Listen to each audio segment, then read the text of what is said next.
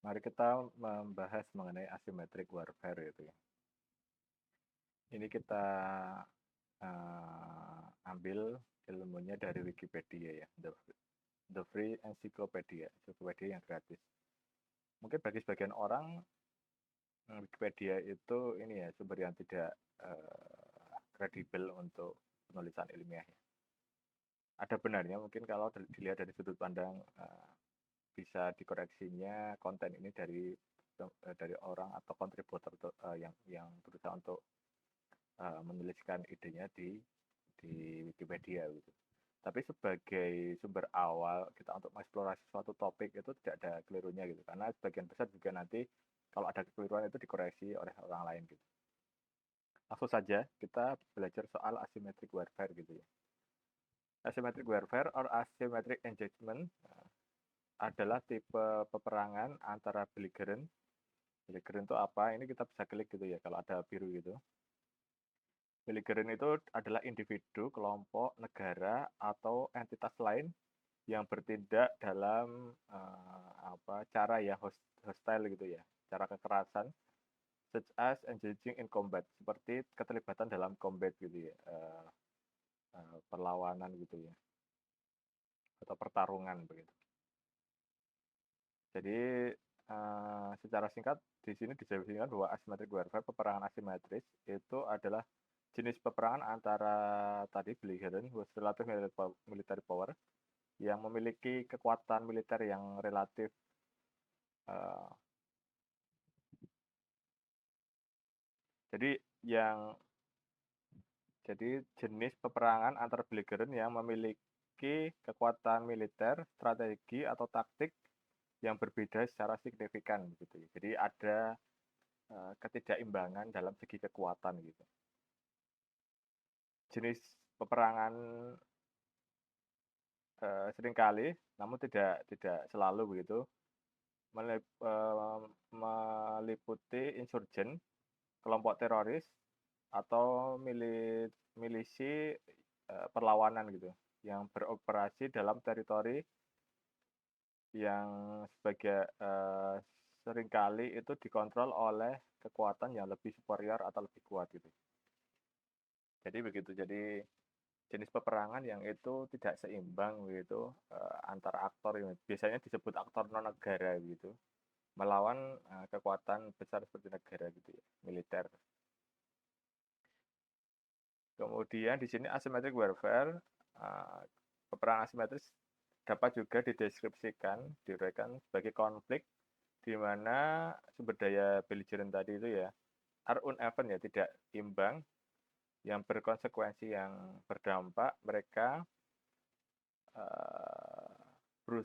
mungkin berusaha untuk mengeksploitasi pihak lawannya, kelemahan pihak lawannya yang bagi bagi mereka itu relatif lebih lemah dibandingkan mereka gitu. Jadi mengeksploitasi kelemahan musuh yang lebih kuat gitu. Kemudian perjuangan atau perlawanan seperti itu involve itu ya, meliputi peperangan unconventional ya, peperangan yang tidak konvensional dengan sisi yang lebih lemah atau kelompok yang lebih lemah itu berusaha untuk menggunakan strategi offset deficiency in the quantity or quality of the reverse environment gitu ya. Jadi penggunaan strategi yang ini apa? Jadi strateginya itu seringkali tidak militer gitu ya.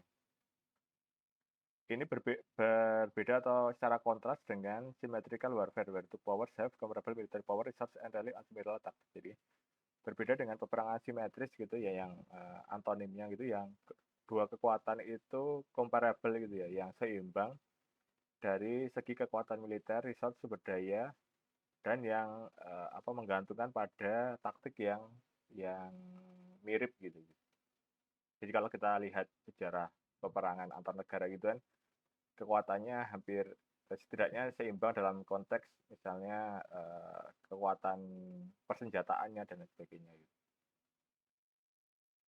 Asymmetric warfare is form of irregular warfare. Jadi peperangan asimetris itu adalah bentuk peperangan yang irregular, yang tidak teratur gitu ya. Konflik di mana kombatan musuh itu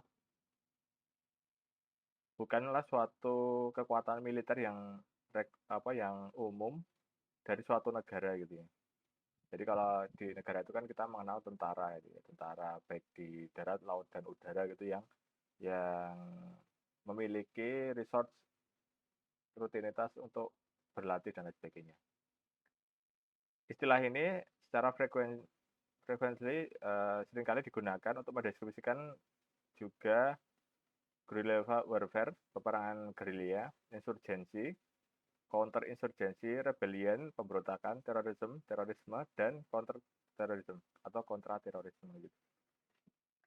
Jadi istilah-istilah peperangan asimetris itu bisa digunakan dalam konteks yang berlainan gitu, baik dalam perang gerilya gitu, itu kan juga tidak seimbang ya. Jadi taktik serang kemudian bersembunyi gitu, kemudian juga insurgensi gitu, misalnya dalam operasi insurgensi di suatu wilayah gitu, dan counter insurgensi atau kontra insurgensi gitu ya, melawan pemberontakan ya dari negara ke pemberontak gitu misalnya, itu kan juga tidak imbang. Rebellion, pemberontakan, itu bisa dilihat dari aktor yang lebih lemah ya, pemberontakan itu melawan aktor yang lebih kuat gitu. Dalam hal ini mungkin negara. Terorisme karena terorisme juga menggunakan teror sebagai cara untuk mencapai tujuan politik mereka itu, sehingga di situ kan aktornya yang melakukan teror tentu saja lebih lemah daripada yang disasar gitu, karena menggunakan ketakutan atau teror itu sebagai cara itu adalah untuk menggantikan kelemahan mereka. Ya, apa? GG dan kontra terorisme. Definition and difference. The popularity of the term dates from Andre J. Mack ini. Jadi popularitas istilah ini ya, peperangan asimetris itu dapat dilacak sampai tulisan dari Andrew J. R. Mack dari tahun 1975, artikel berjudul Why Big Nation Lost Small Wars gitu ya. Kenapa negara-negara besar itu kalah pada peperangan yang kecil gitu. Dalam war politik ini. Ini adalah jurnal akademis itu ya. In which asymmetric reference simply to signify disparity in power.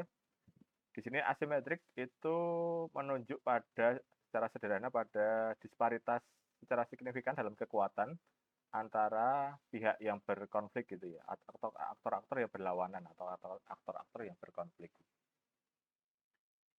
Kekuatan dalam konteks ini itu secara luas dipahami pada kekuatan material gitu ya, seperti tentara yang besar, kemudian persenjataan yang sophisticated atau yang kompleks rumit gitu, maupun ekonomi yang advance ya, yang maju gitu, dan lain sebagainya. Analisis Mark ini secara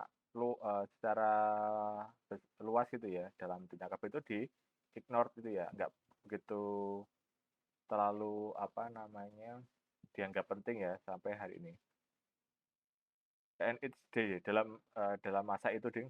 Kemudian namun pada akhir dari perang dingin itu memunculkan dari masa perang dingin antara ini ya USSR sama US itu mungkin karena akhir perang dingin ini itu kembali memunculkan minat di kalangan para peneliti maupun para intelektual juga, akademisi gitu. Dan pada akhir dari tahun 1990-an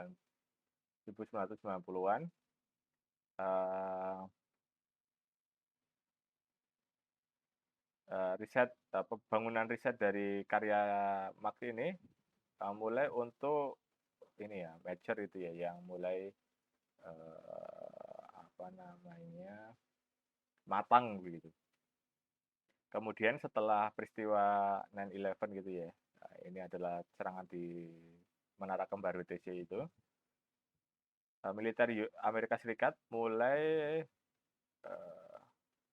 untuk menggunakan strategi peperangan asimetris ini gitu. Jadi salah satu tragedi yang mungkin di dunia barat itu, apa itu, memunculkan kembali perdebatan dan wacana yang lebih luas soal peperangan asimetris itu adalah serangan Menara Kembar itu ya, WTC itu ya, 9 September. 11 September ya. Jadi di sini apa namanya, dari peristiwa itu minat terhadap peperangan asimetris itu kembali muncul gitu ya, semakin berkembang sampai saat ini. Kemudian sejak tahun 2004 diskusi mengenai peperangan asimetris complicated gitu ya, rumit dan tendensi akademik maupun dari official militer gitu, pihak resmi dari militer itu menggunakan istilah ini dalam berbagai makna yang berlainan gitu. Jadi konsep ini juga menimbulkan penggunaan yang berbeda-beda tergantung siapa aktor yang menggunakannya. As as well as its close association with guerrilla warfare, jadi asosiasi yang dekat dengan istilah peperangan gerilya, insurgensi, terorisme, kontra insurgensi, dan kontra terorisme. Jadi sangat luas ya, makna dari kata ini tergantung nanti penggunaannya oleh siapa dalam konteks apa. Jadi kita harus berhati-hati menggunakan istilah peperangan asimetris itu. Siapa yang menggunakannya, aktor yang lebih kuat atau aktor yang lebih lemah gitu ya dalam konteks laporan resmi atau bagaimana gitu.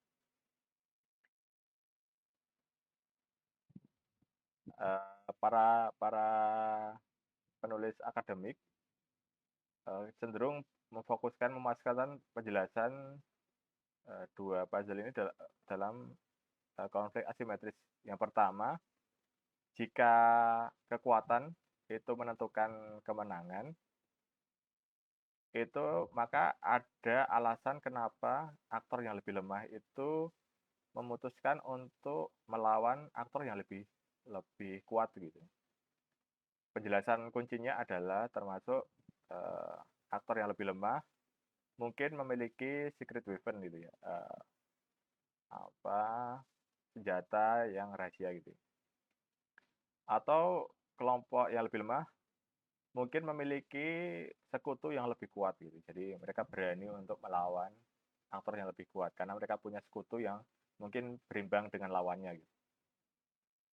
Aktor yang lebih kuat tidak dapat membuat ancaman yang kredibel gitu.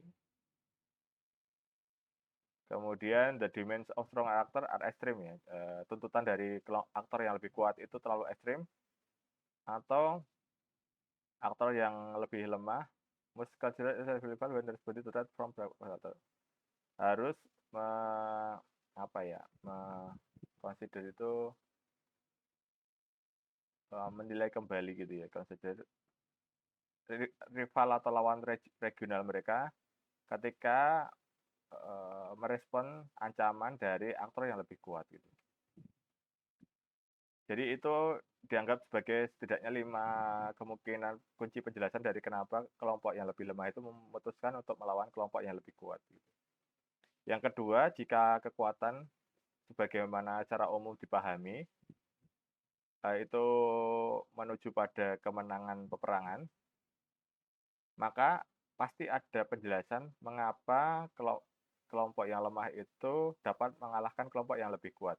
Nah, penjelasan kuncinya meliputi interaksi strategis, interaksi strategis. Jadi mungkin perbedaan ini ya, strategi yang digunakan oleh kelompok lemah itu dapat sehingga mereka mampu untuk mengalahkan kelompok yang lebih kuat.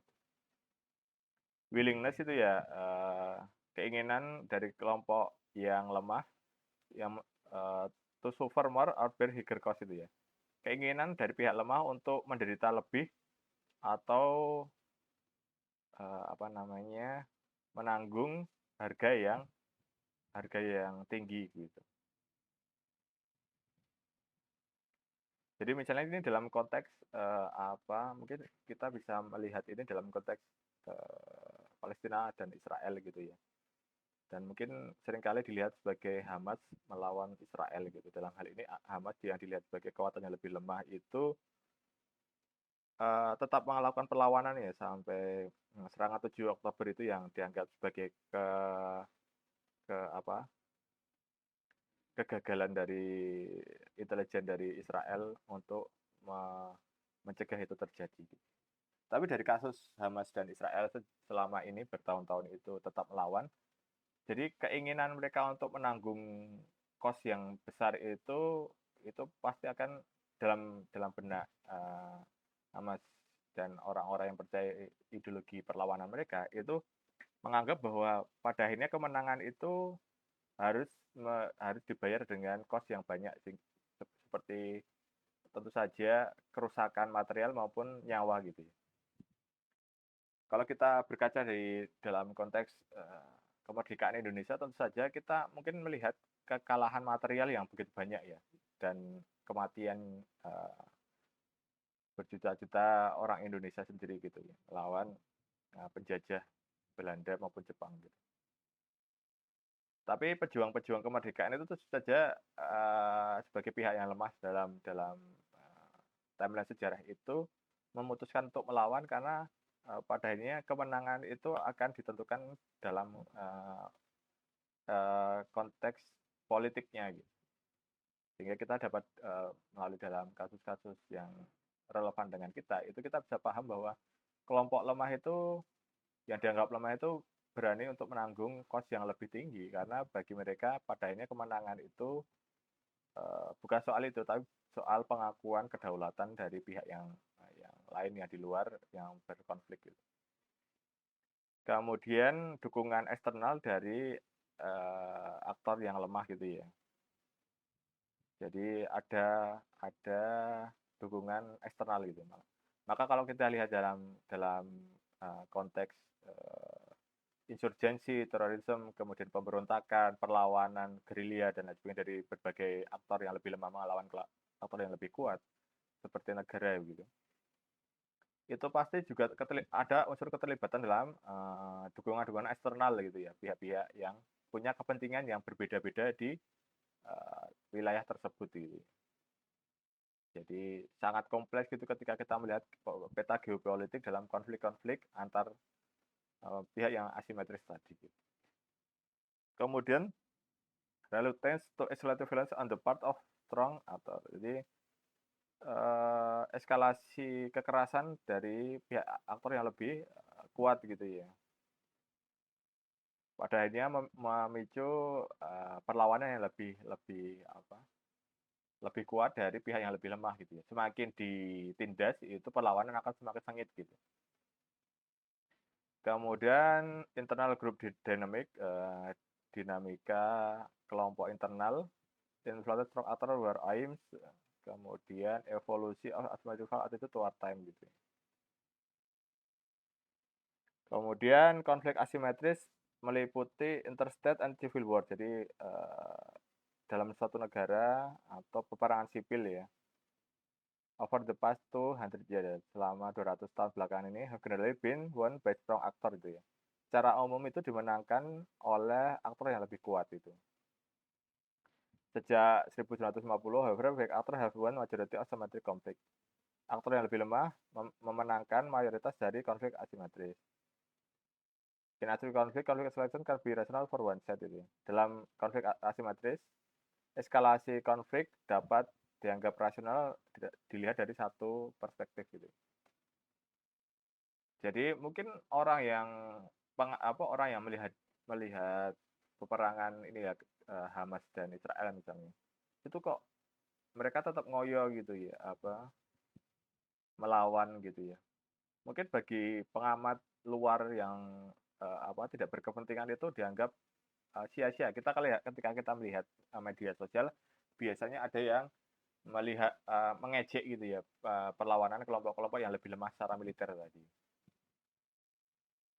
Kenapa kok malah eskalasi konflik terhadap Israel yang dianggap sebagai kekuatan militer yang salah satu yang terkuat di dunia gitu ya. Itu bagi pengamat seperti kita yang tidak terlibat mungkin terlihat tidak rasional gitu. Tapi bagi orang yang berjuang itu soal value, soal perjuangan yang lebih besar dalam konteks pemahaman mereka terhadap perjuangan tersebut gitu. Sehingga kita harus ketika mempelajari konflik-konflik seperti ini itu kita harus bisa memetakan secara jernih value apa yang kita miliki, kemudian juga value yang dimiliki oleh aktor-aktor yang terlibat itu, sehingga kita bisa memetakan itu dengan lebih bijak gitu. Dan mungkin secara objektif nanti bisa bisa membela dalam kacamata nilai yang kita yakini gitu. Kemudian di sini ada basis strategisnya. Dalam kebanyakan peperangan konvensional, belligerent deploy force of similar type ya. Jadi mereka mendeploy kekuatan gitu, itu dalam jenis yang mirip gitu. Kemudian outcome atau hasilnya dapat diprediksi dengan secara kuantitas ataupun kualitas dari kekuatan lawan gitu. For example, seperti contohnya better command and control of theirs gitu. Ada waktu di mana ketika kasus bahwa kekuatan konvensional itu tidak mudah untuk di-compare gitu, tidak mudah dibandingkan. Sehingga membuat pihak yang bertikai itu untuk saling melawan gitu ya. Contoh dari standoff between antara Continental Line Force of the French Army, militer Prancis, dan juga kelompok maritim dari United Kingdom of Royal Navy during the French Revolutionary and Napoleonic Wars.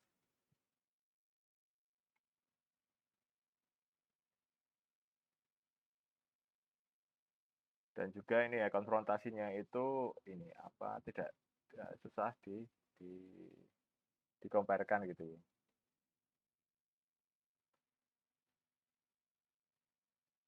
Kemudian tactical basis, kesuksesan taktis dari peperangan asimetris itu tergantung pada setidaknya beberapa asumsi di bawah ini ya. Yang pertama, Wested can have the advantage that over the American advantage of the money.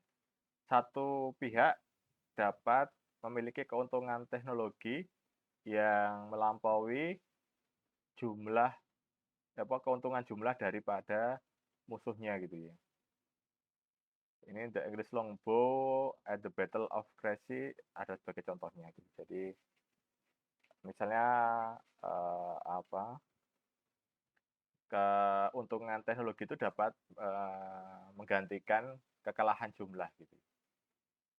Kemudian superioritas teknologi biasanya dapat di-cancel oleh infrastruktur yang lebih rentan gitu ya. Yang dapat ditargetkan yang mengakibatkan hasil yang devastating ya, yang sangat mengagetkan ya. Devastating itu membuat kaget pihak yang diserang gitu.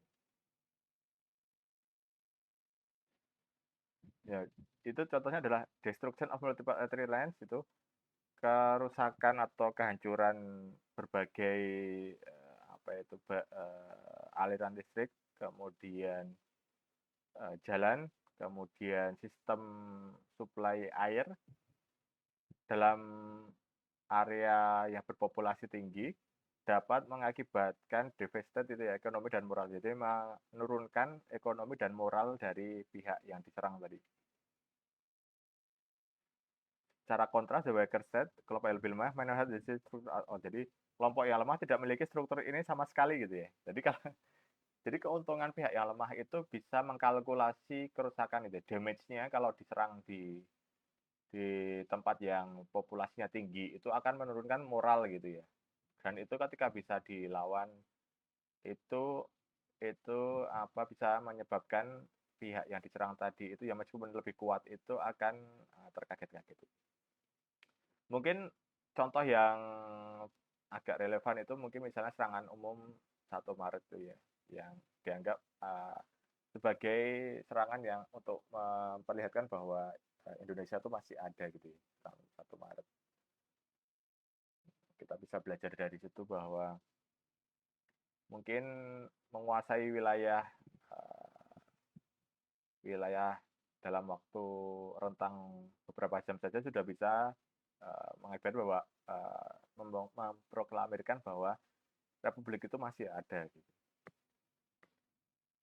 Apalagi kalau diserang misalnya diserang serangan 9 serangan WTC gitu ya. Itu kan juga yang meninggal hampir 3.000 ya, 2.997 kalau tidak keliru. Itu bisa menyebabkan publik itu menurun moralnya gitu ya. Dan itu digunakan oleh waktu itu Bush ya untuk sebagai alasan untuk invasi ke Afghanistan ya, ke Afghanistan gitu.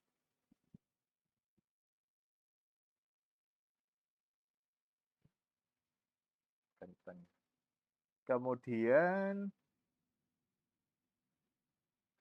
training, latihan, taktik, dan teknologi dapat membuktikan decisive and allow similar force to overcome absolute command. Jadi latihan, taktik, dan teknologi dapat secara apa ya itu membuat secara decisive itu ya memutuskan atau mengizinkan kelompok yang lebih lemah itu atau lebih kecil itu melampaui kelompok yang lebih besar gitu. Latihan, taktik, dan teknologi. Nah ini sangat relevan dalam serangan 7 Oktober Hamas ke Israel. Israel secara militer tentu saja jauh lebih kuat ya. Tapi karena ada training dari Hamas terhadap militan mereka gitu, anggota milisi mereka gitu, berbulan-bulan dan itu tidak terpantau oleh intelijen Israel gitu. Dan di situ ada taktik yang dipelajari ya kan. Maka ketika para analis itu melihat ini sebenarnya banyak sekali pola-pola yang dapat digunakan untuk mengindikasikan bahwa ada latihan untuk serangan dalam dalam dalam serangan mendadak yang membuat kaget gitu ya. Tapi karena intelijen itu gagal untuk membaca itu sehingga kejadian 7 Oktober yang dilakukan Hamas itu bisa terjadi gitu. Jadi kelompok yang lebih lemah dalam hal ini itu melakukan training pembelajaran taktik ya, taktik itu insurgensi di wilayah perbatasan dengan Israel itu di wilayah pemukiman ilegal itu kemudian melakukan serangannya. Teknologinya masih lebih ya, serangannya dengan menggunakan ini ya balon udara atau apa itu namanya. Itu yang membuat intelijen Israel dan juga para pengamat militer itu kaget gitu ya. Bisa kelompok ini berlatih berbulan-bulan gitu bahkan lebih dari 1 tahun mungkin ya tanpa atau nggak keluar di radar para intelijen. Dan ini teman-teman bisa pelajari di sini ya, nanti ada terorisme, use of terrain, itu ya. Kemudian peran dari sipil, perang menggunakan proxy gitu ya. Ini aktor yang lebih kuat itu biasanya menggunakan proxy yang lebih lemah itu ya. Aktor yang lebih lemah untuk kepentingannya. Maka ketika di Timur Tengah kita lihat ada kepentingan Rusia di situ, ada kepentingan Amerika Serikat gitu. Ada kepentingan Cina yang saling menggunakan proxy-nya masing-masing. Kemudian juga nanti kita bisa belajar banyak hal di sini gitu. Jadi peperangan asimetris itu belajar itu bisa membukakan pada kita bahwa kelompok yang lemah itu bisa seringkali dapat mengalahkan kelompok yang lebih kuat gitu ya dengan penguasaan taktik kemudian training yang teratur yang itu di luar radar dari kelompok yang lebih kuat itu. Tadi seperti serangan Hamas di 7 Oktober itu sudah direncanakan berbulan-bulan bahkan lebih dari 1 tahun. Sehingga dari sini kita bisa lihat hikmah yang lebih luas dari sekedar itu adalah kelompok yang lemah itu kemenangannya itu soal bagaimana mengakomodasi kekuatan mereka sehingga itu menjadi lebih teratur gitu ya. Maka taktiknya biasanya kelompok yang lebih kuat itu adalah memecah belah kelompok yang lebih lemah itu. Sudah lemah, coba diadu domba gitu ya. Itu yang paling mudah biasanya seperti itu. Apa taktik adu domba gitu. Sehingga yang dibutuhkan dari kelompok yang lebih lemah sebenarnya adalah cara-cara cerdas atau yang secara taktis dan strategis itu jangka panjang gitu ya. Kalau mau mainnya halus ya sehingga bisa meraih kemenangan gitu yang diharapkan. Sehingga mungkin ketika ada suatu rezim yang dianggap sebagai tiran gitu, kelompok-kelompok yang lebih lemah itu seharusnya dapat mengumpulkan kesamaan visi bersama itu ya, misalnya soal injustice atau ketidakadilan gitu ya. Sehingga itu bisa menggerakkan massa yang lebih besar, yang lebih lemah itu berkumpul menjadi satu tujuan yang sama. Nanti kalau itu terjadi itu bisa melawan kelompok yang lebih kuat itu lebih uh, kemungkinan untuk menangnya lebih tinggi dibandingkan apabila bermain pada agenda masing-masing dengan idealisme masing-masing yang tanpa kompromi gitu. Itu mungkin yang saya pelajari setidaknya yang hikmah-hikmah yang dapat saya pelajari ketika belajar soal peperangan asimetris ya bahwa eh, di dunia ini itu seberapa sering gitu ya hmm, dalam Quran juga ada ya seberapa sering kelompok yang lemah itu mengalahkan kelompok yang lebih kuat atau lebih banyak. Jadi bagi orang-orang yang memperjuangkan ide-ide keadilan, ide-ide pembebasan dari tirani gitu, itu adalah pemahaman yang utuh mengenai cara-cara asimetris itu sehingga dapat mengakomodasi kelemahan baik dari jumlah maupun kekuatan mereka. Mungkin itu ya.